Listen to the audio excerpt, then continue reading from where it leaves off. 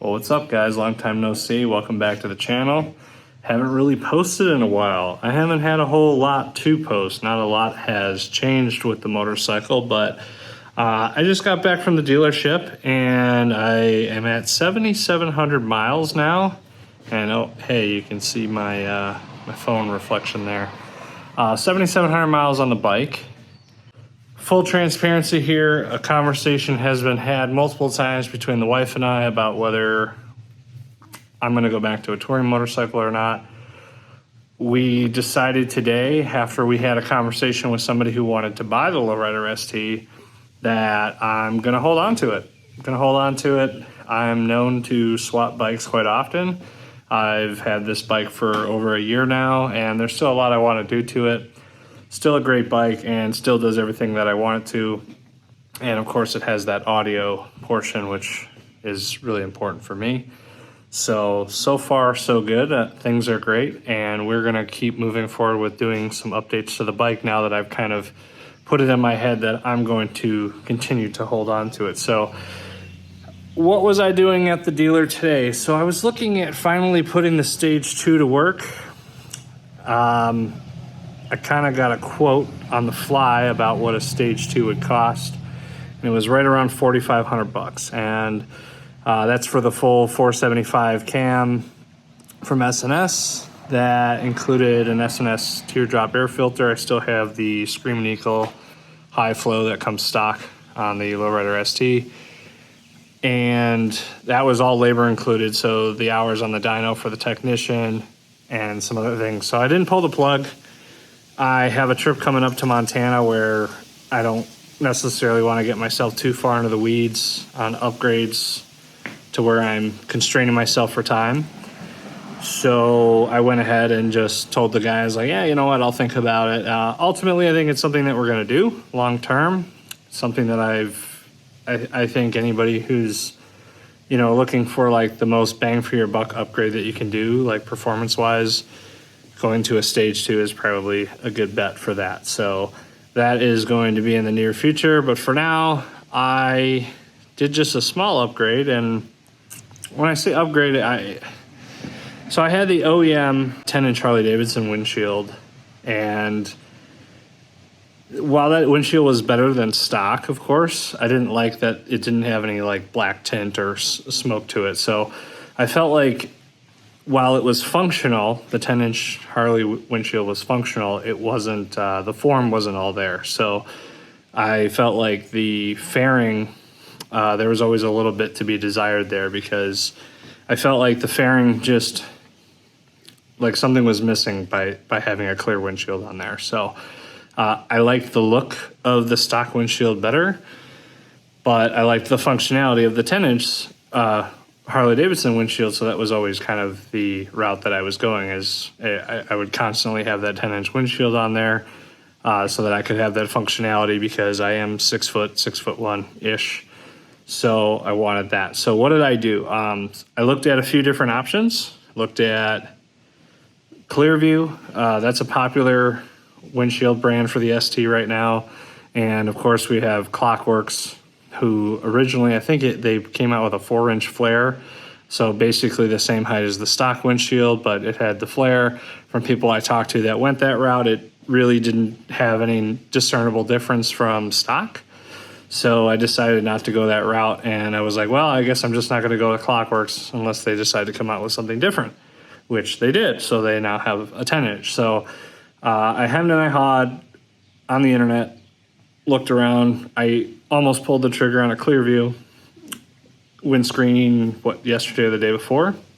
It is cheaper than the Klock Werks, and I like the way it looks better, and I like the fact that it flares out wider towards the bottom. But I've ridden with Klock Werks before, and I know that it's a tried and true product, and there's something to be said for that. So ultimately, I went to the dealer just to kind of see what they had available, and they ended up having a set of Klock Werks 10-inch windshields available.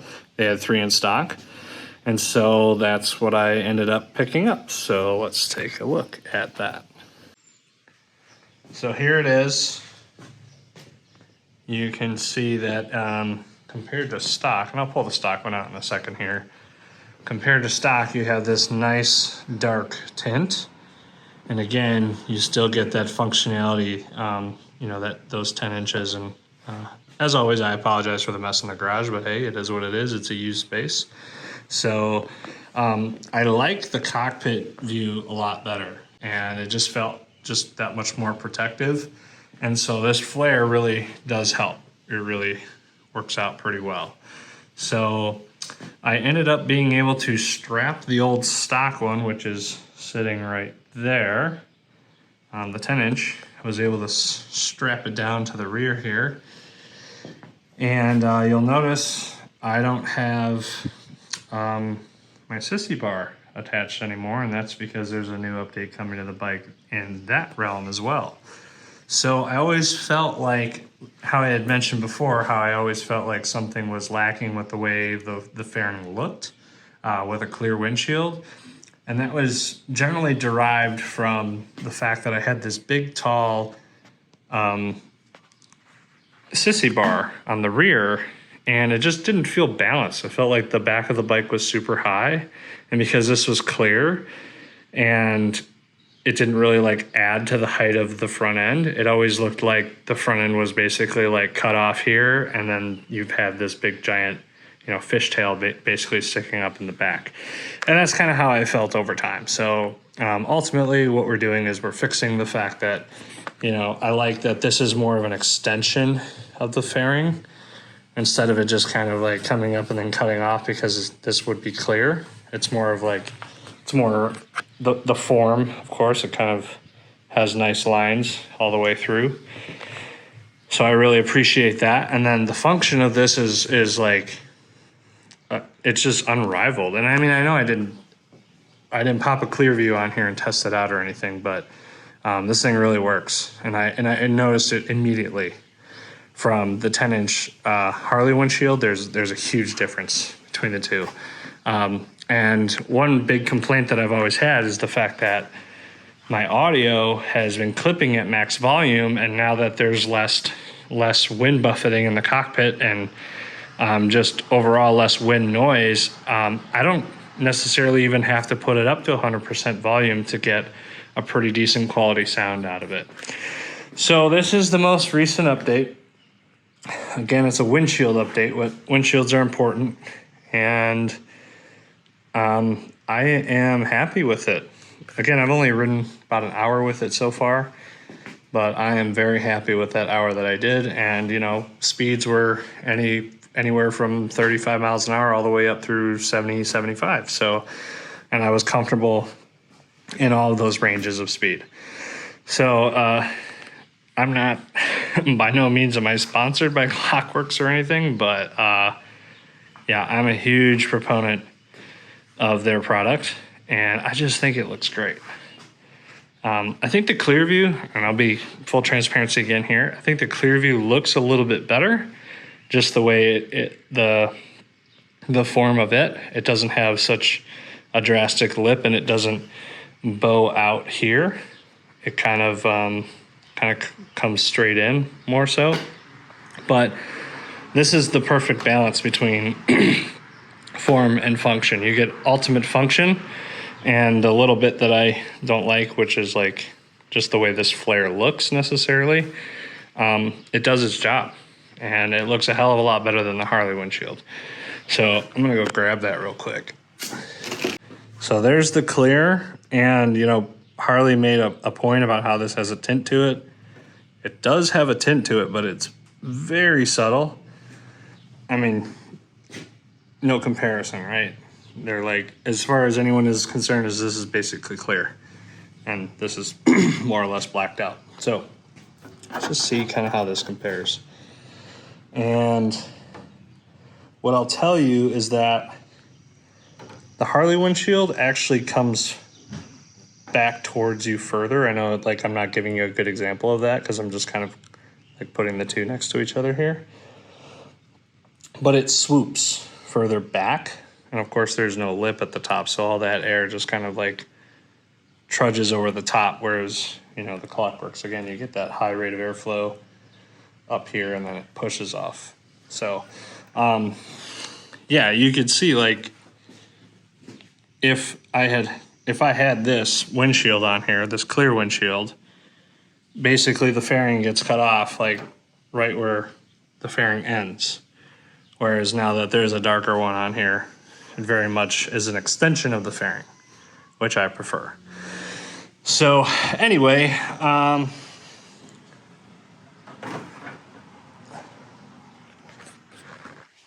and hopefully my angles are decent here. That is the most recent upgrade, which is more of like a side step upgrade than anything. I almost did another side step and I was gonna go with the actual mini floorboards from Flow, which I prefer, but I was like, you know what, I get good enough use out of this, but shifting lever, definitely want to swap that out. It's another, function thing more than anything. The shifting arm that comes stock on these things leaves a lot to be desired. And what else? Oh yeah, so the back end here is going to look very different pretty soon. I just ordered my tour pack from Ebden Black. And when I bought this bike last year, I'd actually reached out to them directly to see if they had a product built specifically for the Lowrider ST. And they had said at that time that they didn't have anything. And now it's basically the only option out there, like legitimate option for people to equip their Lowrider ST with a solid tour pack option. So I bought the Vivid Black tour pack. I didn't buy the Razor, I bought the Chopped. I wanted, again, middle of the road, form over function. The Razor looks really good, but has the least storage space. And then, of course, you've got the full-size touring pack, which has the most storage space, but looks chonky. So I went with the Chopped, which is, smack dab in the middle of the two. So between that, big one. These risers, man, these gotta go. This whole assembly here's gotta go. Again, I have pretty long arms. I'm 6'6", and sitting on this bike, I have to reach for those handlebars, and I get a lot of lower back strain because of that.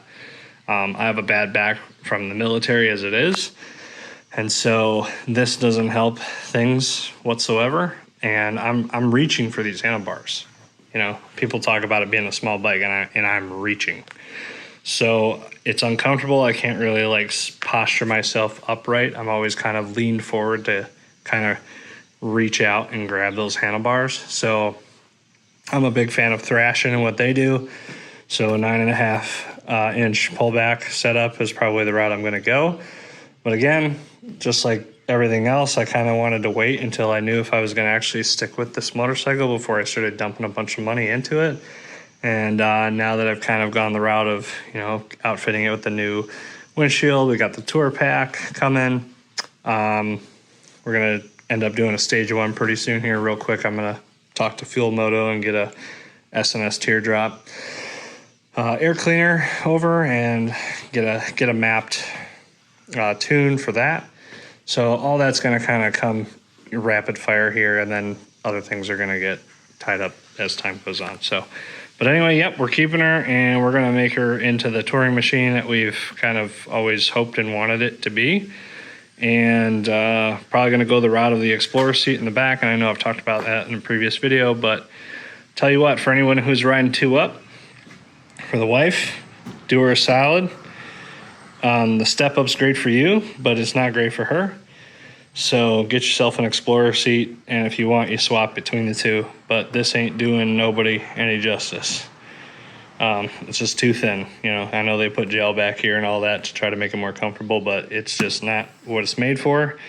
And any time more than, let's say, 45 minutes to an hour on this, she ain't gonna be happy. So do yourself a solid, do her a solid, get an Explorer seat or something like that to beef up the rear end for anybody who's looking to ride with you. So anyway, that's it for me, guys. Just want to recap here.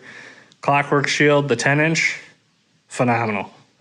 Like, I looked around for people who are using this product, and I tried to do comparisons, and very few people are kind of reviewing these. Zero complaints, zero fitment issues. I know some people had mentioned, with the Clearview shields, that there were some fitment issues and it was hard to get them screwed back on and stuff like that. Klock Werks doesn't create a product like that. And, ripping 70 miles an hour down the highway, this 10 inches versus the stock OEM 10-inch Harley windshield is like night and day. Like, I can't even explain how much different they are.